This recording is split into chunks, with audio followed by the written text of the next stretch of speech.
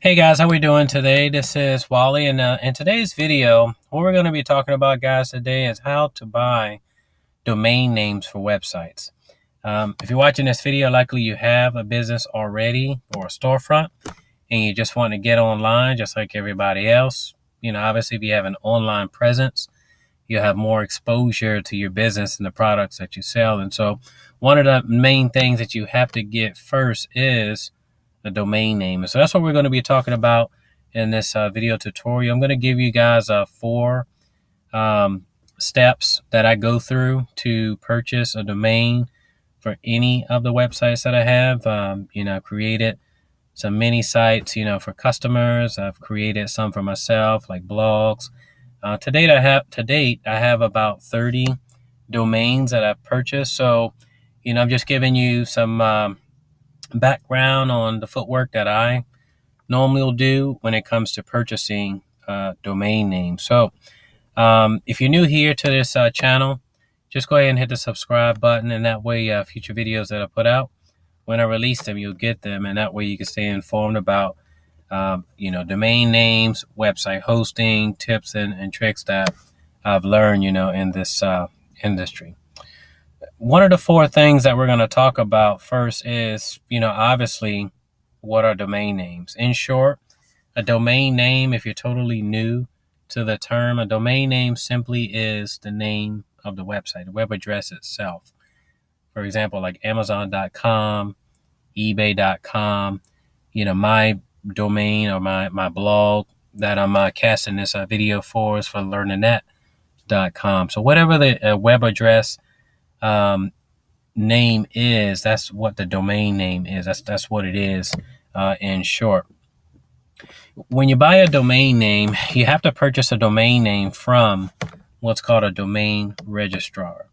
Now, there are hundreds of domain registrars out there. I'm not going to go over all of them, but what I'm going to do for you today is highlight a few of them that are very common. They're very common household names and ones that a lot of people use. You may or may not be familiar with these, but what I'm going to do is two of the list that I'm going to share with you guys today. I'm going to share with you how I personally have used them with the creation of websites. One popular one that a lot of people use is Namecheap. There's also GoDaddy. GoDaddy is probably the largest domain registrar globally. They have, per some stats that I was looking up online, GoDaddy right now has over 18 million customers worldwide, and they maintain 77 million, over 77 million domains. So as I mentioned before, they're probably the largest, platform out there for domain registry. And Namecheap is, right behind them as well. They're not as big as GoDaddy, but they're probably my number one spot to buy cheap domains. You can get them way cheaper at Namecheap than you can get them at GoDaddy, although GoDaddy is probably more popular. It's a larger company than Namecheap. Another good domain registrar is register.com. There's domain.com, name.com, as a name, the word name, NAME.com. There's oneandone.com. There are several out there, and as I mentioned before, I just want to keep this video short and sweet and just give you a few out there. I do have a lot of my domains registered through GoDaddy. As I mentioned before, it's a global company, the largest out there. But I do want to mention that although GoDaddy is the largest, domain registrar out there, they don't have the cheapest domains out there. Their domains typically run about $10, which is about average with most of the domain registrars out there. But the difference with Namecheap that I wanted to highlight before I continue is that right now, and I'm going to drop a link below this video if you guys want to check it out later, if you want to buy a domain today. They have a deal right now where you can get domains for 88 cents, and that's .com domains itself. And so typically when I buy domains in general, I'll buy, like I'm always looking at the .coms first, to see if, the domain name that I'm looking for is available. And that's really the next point that I wanted to get into. I'm kind of jumping ahead on this video tutorial. The next step after, finding the domain registrar, which is, the first step, you want to name your domain itself. And so I mentioned that there's several domain registrars out there, guys. And I'm on my, website right now, my blog, where I actually wrote up what you guys are hearing in this video, if you want to check that out later. But there's GoDaddy, as I mentioned before. There's Namecheap, Bluehost. Bluehost also offers, web hosting, which I'll talk about later on. But they will actually, once you get started with them, you can, register your domain through them, and then, of course, purchase web hosting. But typically, I recommend getting or signing up for a domain either through GoDaddy or either Namecheap, and get the web hosting itself, separately. But again, we're going to talk about that very shortly. So what are some things that you need to keep in mind when it comes to naming your domain? Well, there are three things that I think are very important. One, keep it simple. Don't complicate it. Make it something that's easy to remember. And the general rule in the industry is to have a domain that's like 10 to 15 characters or less. But of course, the shorter the URL, the better. So that's really what you want to keep in mind, guys, is that the shorter the domain name, the better, because obviously it'll be easier for your, visitors to remember. And I talked in part about, the types of like domain extensions that I look for. Typically, if I'm going to buy, domain, whether it's for me, my personal use, or for, business use, maybe for somebody else that I'm going to create a, mini site for, I'm always looking for the .com of their brand or their company name. And even if it's a keyword that gets like a lot of traffic, I'm always looking for the .com of that. One, because it's just very common. Most people typically will type in the .com or look for the .com, online. They automatically think .coms. If the .com itself is not available, I'll tend to get perhaps like the .net. And if the .net is not available, then I'll go for the .org. So that's generally the route that I'll go first. I'll try to hit for the .com, .net, and then the .org. One of the things that you want to keep in mind when purchasing domains is that you do not want to have any dashes in your domain. It looks sloppy, at least in my opinion. It's very spammy. And again, it's very difficult for people to remember. Just thinking about my website right now, learnernet.com. If you look at it, just following the link, or if you're watching this video, learnernet.com, it's simply LEARNANET.com. The word learn, net, it's simple. Learnernet.com. There are no dashes between it, nothing crazy like that. I mean, it's simple, straightforward. Whatever it is that you're into, or you're selling or marketing or promoting online, try to choose a domain name that does not have any dashes in it. No matter how cheap the domain is, or what kind of deal that's going on, or any suggestions that the domain registrar may, provide you, because they will do that periodically. If you type in, like a specific name in and it's not available, they may suggest that. It's not recommended at all. Again, it's very difficult for people to remember that. And typically, if you do type in something that you thought it was and it in fact wasn't, you're going to probably most likely land on somebody else's website. And that's one of the disadvantages, I think, that you may have, is if I had something like, I don't know, the word learn-a-net,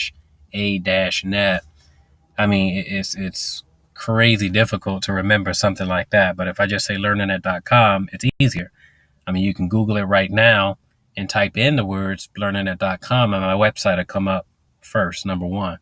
So that's why you want to select, guys, a domain. You want to choose a domain that does not have any dashes, because again, it could look very spammy and it's not too great, in the way of helping people to remember that domain. So that's that. Now I want to talk about like domain pricing. This is the third point that I wanted to get to in this process of buying, how to buy domain names, websites. You got to think about the pricing itself. As I mentioned before, domains across the board go about $10 more or less. I mean, sometimes if you buy them like expired domains, you can do it like in GoDaddy. They're about $10, sometimes cheaper than that, just depending on how you go about doing that. But as I mentioned before, Namecheap has a special one right now. You can drop a link right below that you guys can check out if you want to get started today. And you can get .com name for 88 cents, which is amazing. If you buy that, GoDaddy, GoDaddy typically get domains for like $10. I've seen some even up to $15, but you just got to check around even with GoDaddy. But Namecheap across the board is always cheap. You always find really bargains, with them. So if you're thinking about like domain flipping, put into that, buying like things for cheap, which is what you want to do anyway, and then turn out to flip them to get Namecheap a really nice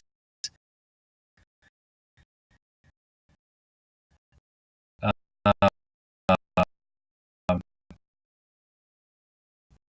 you know place a domain about. If you have GoDaddy, automatically when you buy your domain through them, they're going to set up your name servers. But if you buy web hosting through Bluehost or Namecheap, DreamHost, SiteGround, whatever the web hosting company is, you're going to have to go in, log into, if you buy the domain, for example, at GoDaddy, you're going to have to log into your account.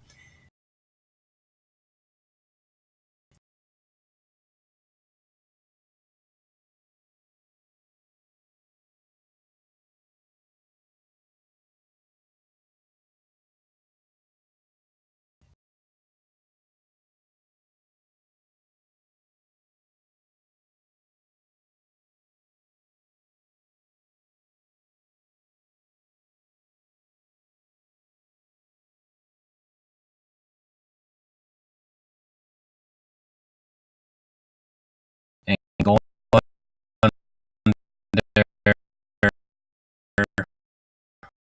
where it says my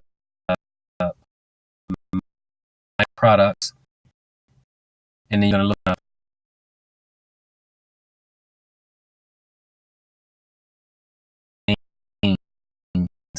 Excuse me, for your name, and you're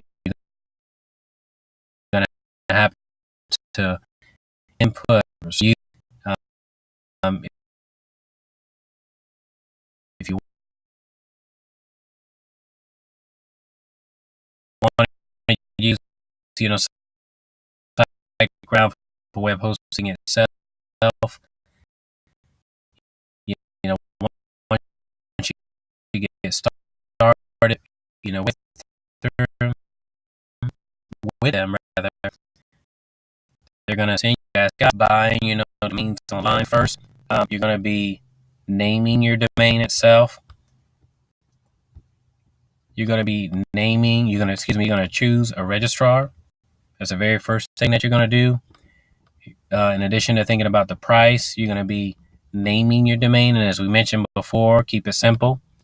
Try, if all possible, to get the .com of your brand or the keyword that you're, trying to get traffic from. You want to also get web hosting. Well, you have to get web hosting. If you don't get web hosting, then your website itself won't be online. And if you don't really know what web hosting is, follow the link that's right below on this video, right in the descriptions portion. And there I explain more in detail what web hosting is.